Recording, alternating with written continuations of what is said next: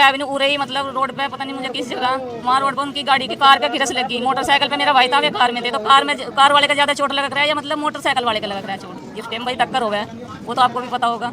अच्छा, जिस टाइम मैंने अपने भाई को वहाँ जाने के बाद देखा, मुझे पता लगता ही मैं गई अपने भाई के पास। वहाँ तो मेरे भाई का ये हाथ भी इस तरीके से तोड़ के आगे रखा, ये नखून खींच रखे, ये पिलास ये खींच रखे, ये सारे पार्ट रखे, ये चीजें दबा रखी, कान फाड़ रखा मेरे भाई का, ये होंठ चल रहा खून। ठीक है, वहाँ उन्होंने टच होने के बाद बाहर निकल के इसमें 2-3 चाटे मारे। कितने लड़के थे गाड़ी में? 2।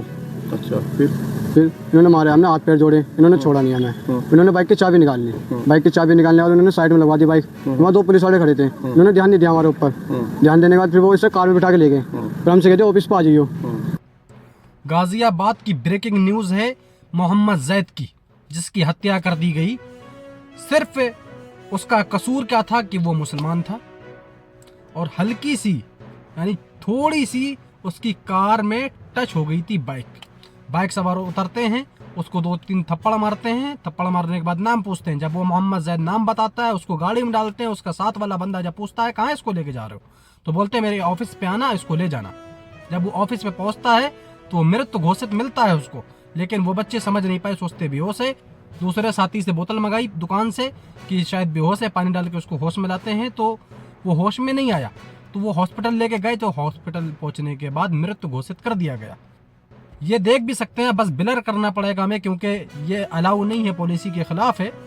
मोहम्मद जैद के पैर के नाखून नोचे गए, समझ सकते हो। मतलब कि मुसलमान सिर्फ होना एक ये कोई कसूर नहीं था।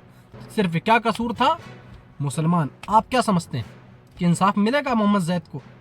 नहीं मिल सकता। अगर हाँ मोहम्मद जैद की जगह पे कोई राहुल होता, कोई आयुष होता, कोई आर्यन होता, कोई किशोर होता, कोई गुप्ता होता, इनको जरूर इंसाफ मिलता।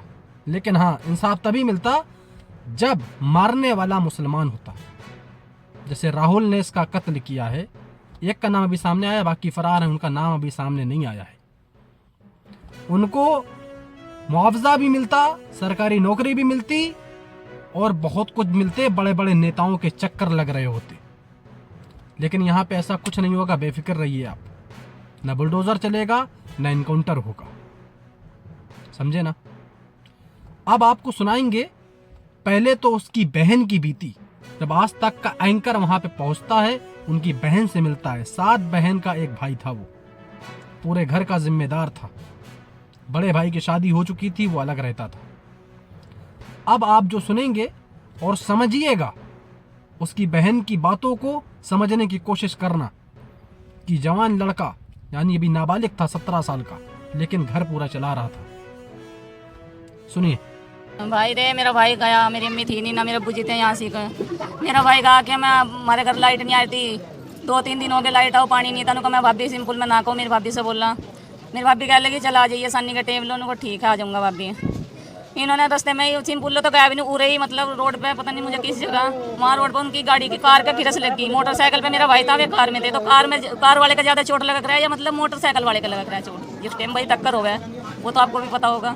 अच्छा, जिस टाइम मैंने अपने भाई को वहाँ जाने के बाद देखा, मुझे पता लगता ही मैं गई अपने भाई के पास। वहाँ तो मेरे भाई का ये हाथ भी इस तरीके से तोड़ के आगे रखा, ये नखून खींच रखे, ये पिलास ये खींच रखे, ये सारे पार्ट रखे, ये चीजें दबा रखी, कान फाड़ रखा मेरे भाई का, ये होंठ चल रहा खून। अच्छा भाई, मेरा देख 18-20 साल का था हमारा भाई, देखो लग रहा 18वीं में।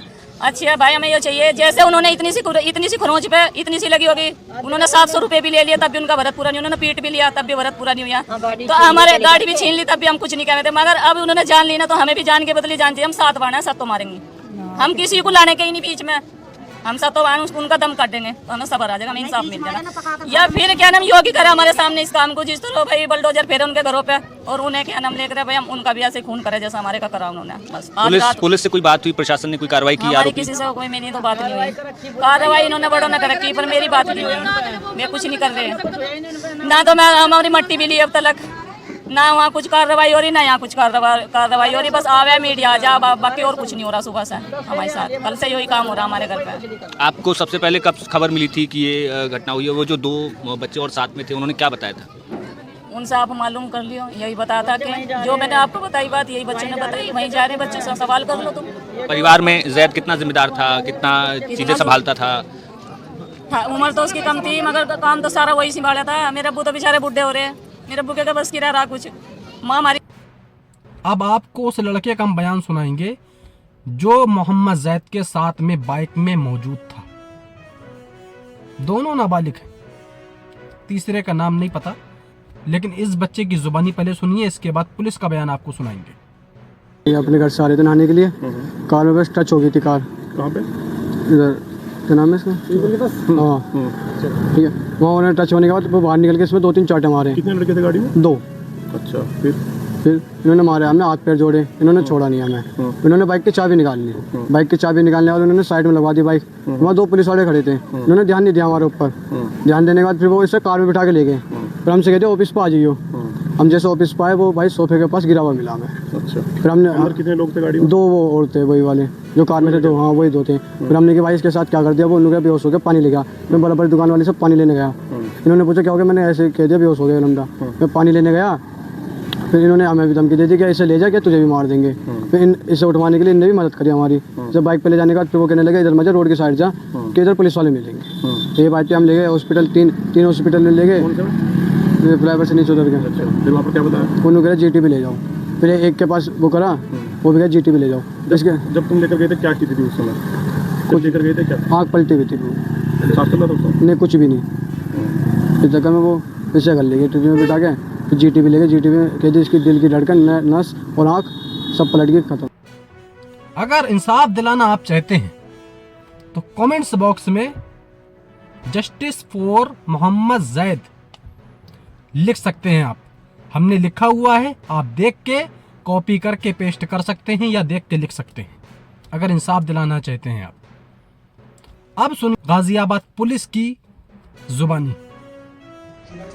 आज थाना लोनी बॉर्डर पर एक सूचना प्राप्त हुई कि जैद नामक लड़का जो मुस्तफाबाद लोनी का रहने वाला है, वह कहीं जा रहा था जहाँ पर उसकी बाइक और एक कार में हल्की टक्कर हो गई थी, जिस पर उनकी घास समझी और कार में सवार लोगों द्वारा उसकी पिटाई कर दी गई थी और उसे उसकी स्टाफ द्वारा अस्पताल ले जाया गया था, जहाँ मृत घोषित कर दिया गया है। उसके परिवार द्वारा तहरीर प्रदान की गई, जिस पर FIR पंजीकृत किया जा रहा है।